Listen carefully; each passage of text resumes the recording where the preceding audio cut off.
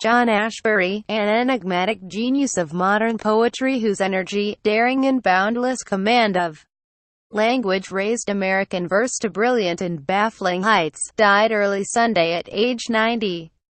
Ashbery, winner of the Pulitzer Prize and often mentioned as a Nobel candidate, died at his home in Hudson, New York. His husband, David Kermani, said his death was from natural causes.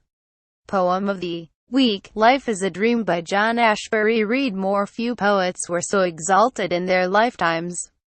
Ashbery was the first living poet to have a volume published by the Library of America dedicated exclusively to his work. His 1975 collection, Self-Portrait in a Convex Mirror, was the rare winner of the American book world's unofficial Triple Crown, the Pulitzer Prize, the National Book Award, and the National Book Critics Circle Prize. In 2011, he was given a National Humanities Medal and credited with changing how we read poetry.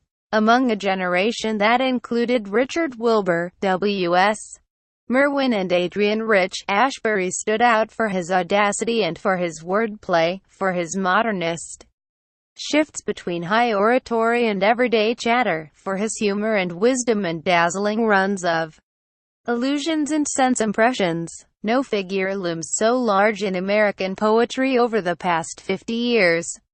As John Ashbery Langdon Hammer wrote in the New York Times in 2008, Ashbery's phrases always feel newly minted. His poems emphasize verbal surprise and delight, not the ways that linguistic patterns restrict us. But to love Ashbery, it helped to make sense of Ashbery, or least get caught up enough in such refrains as "You are freed," including barrels, heads of the swan, forestry, the night and stars fork, not to worry about their meaning.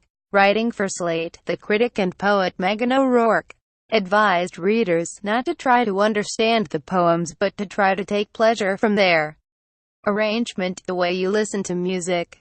Writer Joan Didion once attended an Ashbery reading, simply because she wanted to determine what the poet was writing about.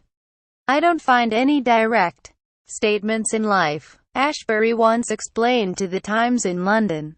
"My poetry imitates or reproduces the way knowledge or awareness comes to me, which is by fits and starts and by indirection."